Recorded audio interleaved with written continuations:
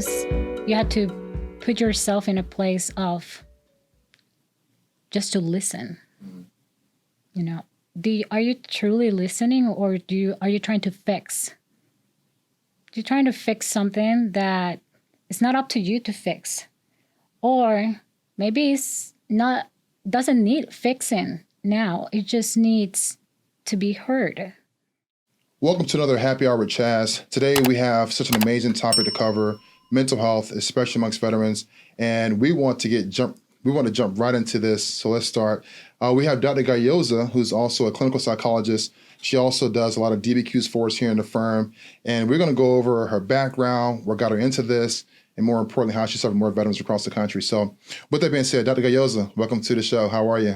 I am doing well. Awesome. So let's start from the beginning. My understanding is that you are from Puerto Rico and you moved from Puerto Rico, or relocated from Puerto Rico to the United States. Yes. So tell us about Puerto Rico. Born there, what was life like in the early days of Dr. Galloza? Well, Puerto Rico is a beautiful island because just a collective culture where you can just go around and enjoy everything pretty much.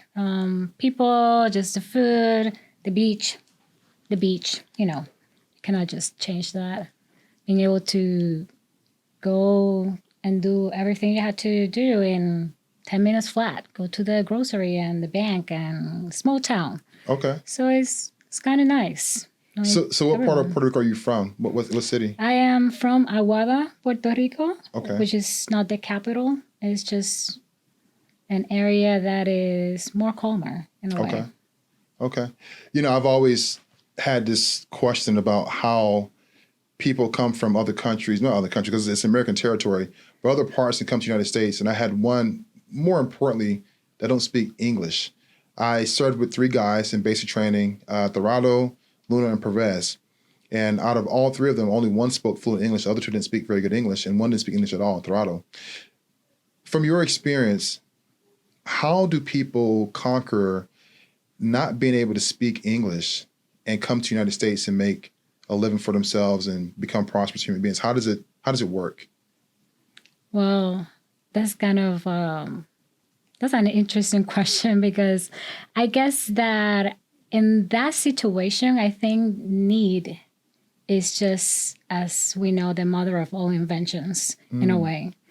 I grew up in Puerto Rico and I started doing my master's and doctorate there. Okay. And I wanted to work with the deaf community and with individuals that have limited language skills, and which was not available in Puerto Rico. So I applied to Galloza University while I was in grad school, and I didn't knew English nor sign language, and I applied.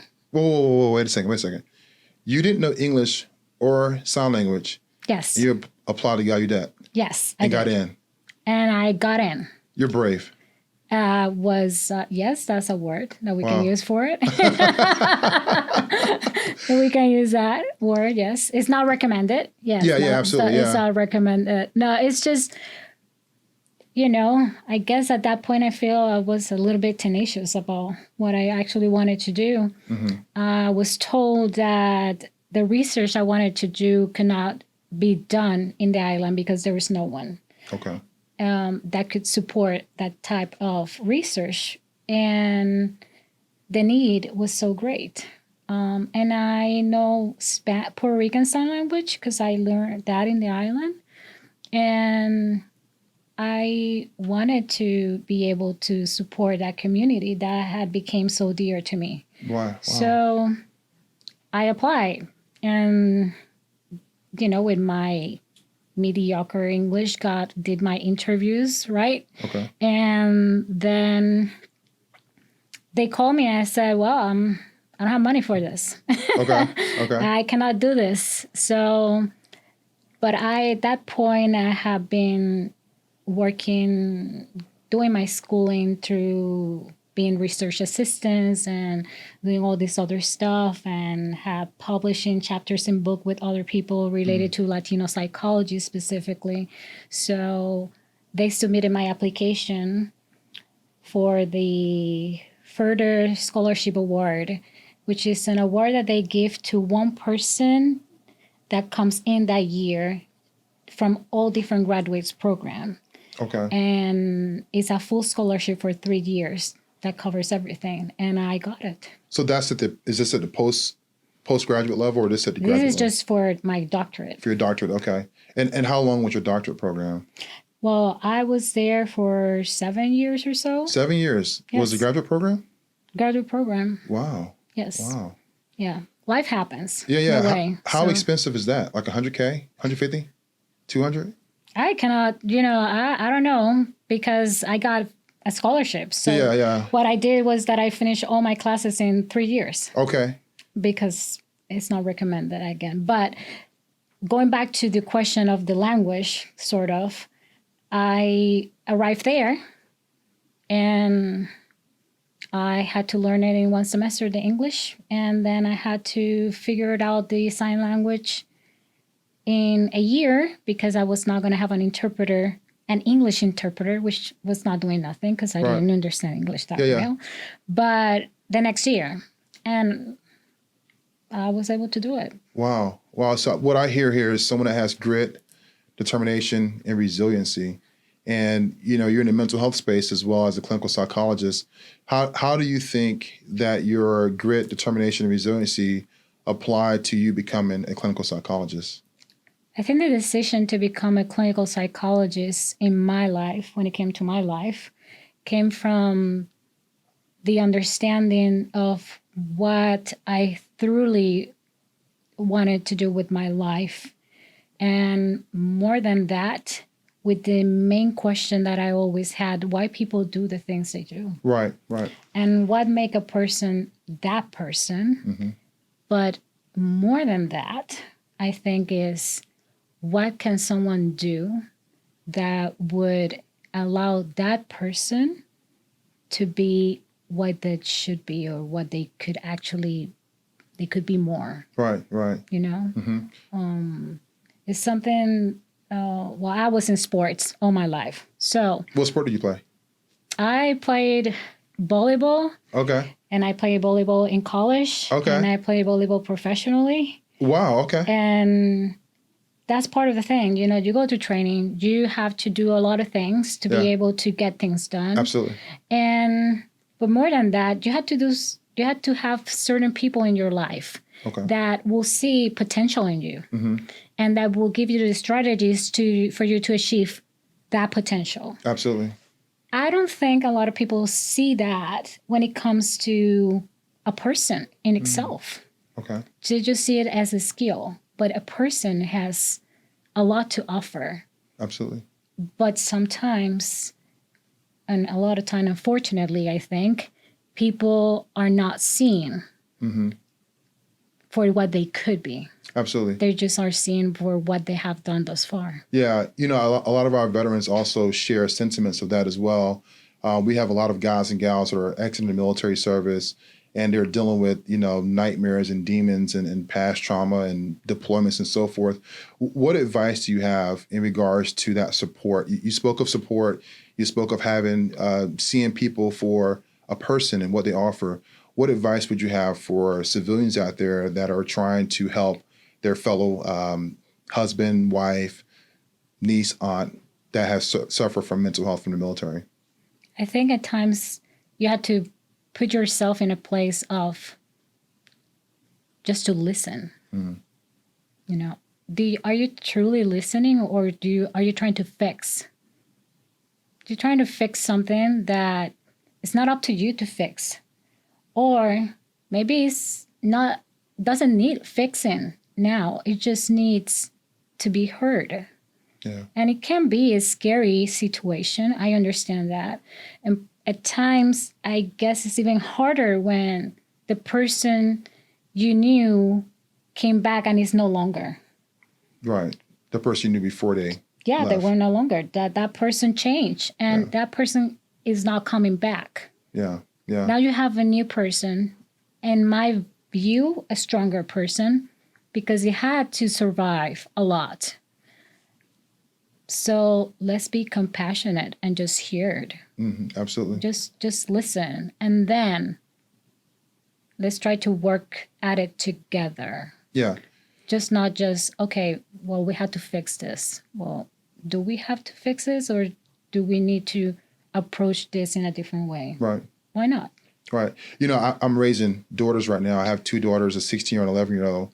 And oftentimes I think I fall into that category of trying to fix things versus listening. My oldest daughter is 16. She's going through that time of her life where she's becoming a woman. She's learning new things. Me, I'm a military vet. I'm looking to, of course, go forward and get a mission done and fix some things. And she said, Dad, all I want to do is vent to you and you just listen. Don't provide any support in regards to in the conversation. Just listen to me. I'm not looking for a solution. For myself and also for viewers as well, you brought up the aspect of listening. Do you think listening is an art or a science? And how can someone get outside of trying to fix it when they're trying to listen? Well, if listening was an art, then that means it still will require effort. Because an artist doesn't just draw and then do the painting or whatever. An art is something that you still will have to put effort in it. And it's a skill too. It's an art. It can be so many things, but more than that is a need. Yeah. As a person, you have at times to put yourself aside and pay attention. Yeah. Just because doing so will be much more richer into your life. And I guess that the fact that your daughter comes to you, right, to talk, is saying that she trusts you in that way. I'm thankful for that too. Yeah, that she trusts you in that way and that she sees you as that support. Yeah. But the listening is sort of the key, where I could talk with a lot of people and I can tell who actually listen and who actually does not. And then at the end, I guess when it comes to veterans talking to me, they at times feel that they have been talking so much and trying just to get their point across. And they finally talked to me and they said, you actually listen. Yeah. So did they want to talk about that all the time? Well, I don't think so. I think that they just needed someone to listen. Right. And when you just provide that, you can see a change. Just a change in overall, a sense of peace, calm, or just finally someone actually get this. Yeah. We have folks that are currently serving in the military that are looking for someone to listen to them. They've been through quite a bit as well. What advice do you have for those serving in the military that cannot necessarily go to sick call or to TMC or to medical to get psychological care, or they are in a position where if they go, they could probably lose opportunities? What advice do you have for them that are looking for treatment? It may be an outsourced resource that's off the record, or perhaps some other medium. What advice would you have for them? I had to be honest, when those solutions, in that type of scenario, I am not as familiar because I am a civilian, right? And I had to recognize that in that way, I don't have that experience to kind of see what will be the best way. I think, nonetheless, that when you feel that you need support, you have to consider a more than your career at times. You have to consider the emotional toll something is going to take, because at some point you will transition out from that place. And then you're not going to have a small baggage to carry. You're going to have a big one. So take into account your future. Consider who you want to be in the future, and if it's actually worth it to swallow all that up. Swallow all that up so then later you can be unhealthy. I don't know. I don't think if that's something that is worth it or not. That is for each to choose. But is the reality. Then you come out and then you're kind of thinking, okay, well, that happened because I didn't do this before because I felt trapped, that I couldn't reach out. Well, there has to be a way to be able to reach out. I think just be creative in that way, because you're going to feel it's just going to get more gain out of it, I think. Yeah. You know, when we say being creative, there's been a lot of communication about being creative to get around suicide in the military, as well as suicide amongst veterans as well. In your opinion, how could one be creative to solve this type of issue, as well as solve some of the baggage that we just discussed of them carrying this emotional toll and this trauma for sometimes decades? Any advice or opinions you have in regards to that? Suicide is such a delicate thing to discuss. Yeah. Especially because it doesn't happen overnight. This is not something that I wake up today and I'm going to do this. This is a process that something happened in someone's life and they have been carrying something and they start feeling hopeless about their whole situation. And now all of a sudden this become a solution. Wow. But it is not really a solution. Right. You know? So I guess in that regard is recognizing when you're starting to decline. When I started to think about this more than usual and being able to get that support. But again, I think part of the issue is people don't listen. Yeah. People don't listen of a person that all of a sudden is feeling this way and that, and it's just they want to provide a solution when the person needs to be heard and they need to figure out the solution based on themselves. These cookie cutters kind of like approaches are not going to cut it. Yeah. Because each person is just unique. Absolutely. Yeah, I agree with you. We've seen a number of veterans that have asked us to offer mental health services, counseling, and I won't name the companies that I'm thinking of right now, but there's several companies where you go online, you click an online form, you click, you become their patient, you pay a fee per month or per hour basis, and now you have this care that's done through a screen, a teleprompter of some sort, or on a computer screen. In your opinion, with that type of cookie cutter approach, do you think that it's causing more harm in the mental health landscape in our society now? Or do you think there's a middle ground where some are being resolved and some are being exacerbated? What do you think? It's out of my area of expertise to have an opinion about that, because I haven't been part of creating something, that type of approach, or implementing it. I would think that there are many approaches that work for some people and don't work for others. And I think that's where things get a little bit muddy. Can we recognize that there is that a human being is complex? Yeah. And if we're able to recognize that, then, well, I will think that the one thing will not work for everyone. Right. So it can work for some people, but for those that it doesn't work, then what would you? Yeah. Do they have, after they realize it's not working, another avenue that they can take to get the service that they need? Not because this one is not good. It just doesn't work for them. Doesn't work for that person. Yeah. Makes sense. Yeah. You know, we do a lot of DBQs here in the firm, and DBQs have helped us be able to help a lot of veterans, especially with mental health claims as well. Some veterans feel they can go about it on their own, to do their own cases. Some veterans try to get their providers to do it for them for free, and they mess it up every single time. From your experience of doing a number of DBQs, could you give some, feedback in regards to how complex this document really is and what it all entails?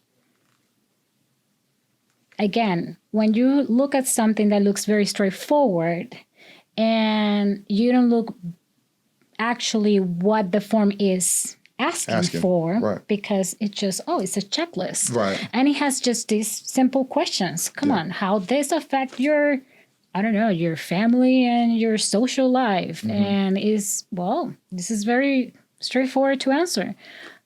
But the problems that we are addressing are complex. Absolutely. The mental health challenges these individuals face are not, you cut your leg, I can see is bleeding.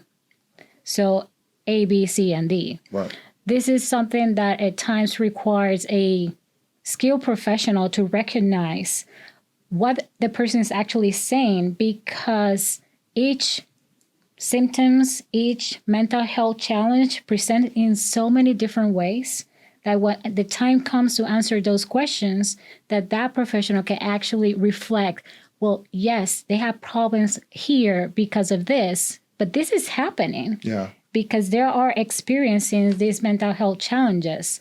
And if you're not trained to do this specific type of approach, Right. and at the same time, you're not actually listening to the person because you're filling a paper, Right. then you miss a lot of the things that have to be there. Right. Right. Because you're just concentrating on the question and not on the person. Absolutely. Absolutely. And I think having that focus on the person is just what's so key, especially when it comes down to veterans claims and being able to get them the percentage that they're looking for and so forth. Some veterans will come to us asking for help. Obviously, most veterans do. And the first question they ask is, are you a veteran? They ask me, they ask folks in the firm that. And if you're not a veteran, then you lose a strike. If you are a veteran, you gain a strike, right? We've been known for well over a decade now to only put the best in the positions to help our clients. And obviously, you being a civilian, you're obviously the best because you're here with us and you've been seeing the product of your work that you're doing, because the veterans are loving the experience. They love the results they're getting from their VA claims, getting an increase and so forth. What response do you have for a veteran that says, well, you're a civilian, you may not understand me? Well, my answer usually is, well, try me first. Try and see if I actually can meet your expectations, and not necessarily your expectations. I think more than that, why you don't try and see? Yeah. And if it doesn't work, well, it didn't work, and I think that I can be open to that. And I think that being open to recognize that, yes, you are right. There are things that you have experienced that I cannot, and I will never say, oh, I imagine that. Of course, I cannot imagine. Right. I haven't passed through that. And I cannot be naive in thinking, oh, I understand where you're coming from. I cannot. Those words mean nothing in this scenario. Yeah. I think the fact that I can actually recognize and say, you are correct. I probably cannot see where you're coming from. And I will never understand your whole experience. But I can listen and I could follow you. And more than that, I could provide you some sense of support while you're doing this. Doing a DVQ, I guess some professionals don't realize that for that veteran is hard. Absolutely. Yeah. You have to talk about things that you avoid to talk about. And I feel honor at times when people actually open up and talk about these things, because I do know that is hard. Yeah. And treating that information with care and with the respect it should be treated. And then at the end, sitting and doing my work the way I know how it has to be done, because there is a person there that has all this suffering. I think that makes all the difference. And when they actually try me, right, they can see that I actually care. Absolutely, yeah. And that I care, and more than I care, I am actually paying attention to what they're saying. And that gives them a sense of peace. Yeah. And as a clinical psychologist, that's give me a really good sense of satisfaction. Awesome. Awesome. So you're fluent in ASL, right? Mm-hmm. I would assume that you offer clinical psychologist services to those that are deaf in the United States as well. Yes. What is that like? Because you're speaking in sign. I mean, I'm sure it's probably just as easy as you and I talking, but for someone that's ignorant towards how that works, what is that like? And how do they find you? Well, my specialty is in deaf Latino psychology. Okay. In that regard, I'm between a handful of people that can do that type of work. I imagine it's very niche. It's very Yes. few in the country. How that's like? Well, I guess it's the same. The same as you and I talking. I think it's the same. I often put this as an example. Okay, so do you know what language you don't know? French. Okay, perfect. So I'm going to grab you, right? And I'm going to throw you in a plaza in France, okay? Okay. And then you are not going to be able to talk to others because correct. they don't understand you. Right. You're not defective or deficient. You have a language barrier. Right. And in that way, you will have to figure out a way to kind of like do some gestures to figure out how people are going to understand you. Mm-hmm. When it comes to deaf individuals, they have a language barrier, and that's it. They're just regular people like everybody else. Mm-hmm. And when you don't speak their language, it feels like something else is going on. Reality is that, well, you were in France and you didn't speak French. And you are not less smart. And you are not less sociable, Mm-hmm. but you are limited. Yeah. And it's all about accessibility. Mm-hmm. And I think that applies to the Latino community, that applies to the deaf community, and other communities that experience language barriers. Yeah. So when you are able to provide that service, Mm-hmm. that language barrier is not there. Right. Right. And we still are able to be people Mm-hmm. and just talk about those situations and find the common ground Yeah. that is missing because of that barrier. You made a good point earlier where you were expressing, try me. And, Veterans, they, of course, try you. And then they feel so at ease because you care. The same like we care at Seven Principles. We care. Everybody cares. Well, not everybody. Everybody here in the firm cares. But you care more particularly. You said a very good quote about the language barriers. And obviously, veterans laying their barriers down a little bit more to communicate with you. Give us some, I guess, words of wisdom for veterans out there that have a language barrier of communicating themselves through a mental health process. Some are very reluctant to say anything. Some don't know how to articulate what their feelings are. Some also are very conservative. Any words of wisdom of how they can break that language barrier so they can be able to be like the veterans you served in the past, where they are now comfortable to speak with you? Be yourself. Even if you think that whoever you are now is not good enough, which is not true. Yeah. Just even if you think that being that person is not great, well, that's not true either. Let's try to be you. Mm-hmm. And then express yourself in the way you can. And if it's not clear, then that's not a problem. I have told that to many veterans. You can go to a mental health provider and talk everything you want, okay? And it's their job to figure it out, not yours. Yeah. They have to put the work to figure it out what's going on. Mm-hmm. You didn't like that provider, then drop that provider and find someone else and do the same thing. Right. Right. And you will feel great. Yeah. Because you're going to leave that there for someone else that should be able to handle it. And you have to recognize what is your job in that relationship. Yeah. Your job in that relationship is to express yourself.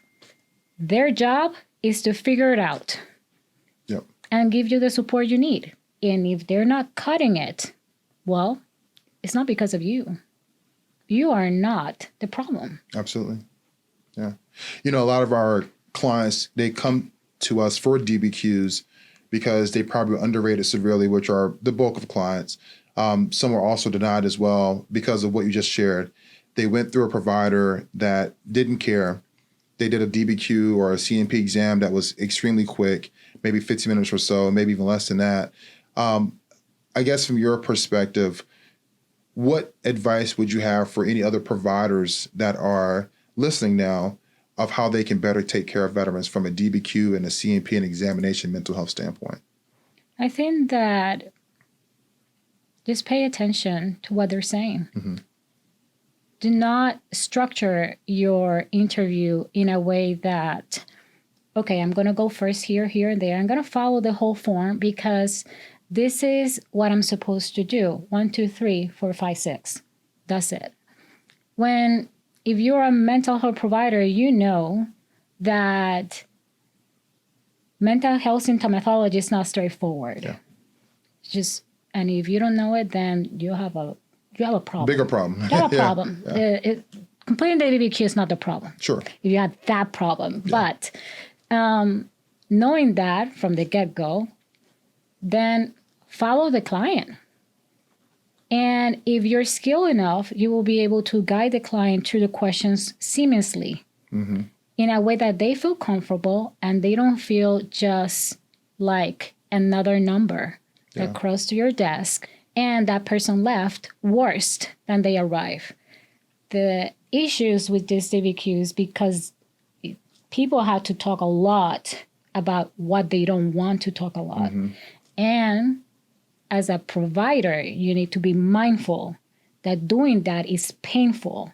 Yeah. And when they leave, you wreck their day. I am aware that I could wreck a person's day if I am not careful because they're talking things that are really hard for them.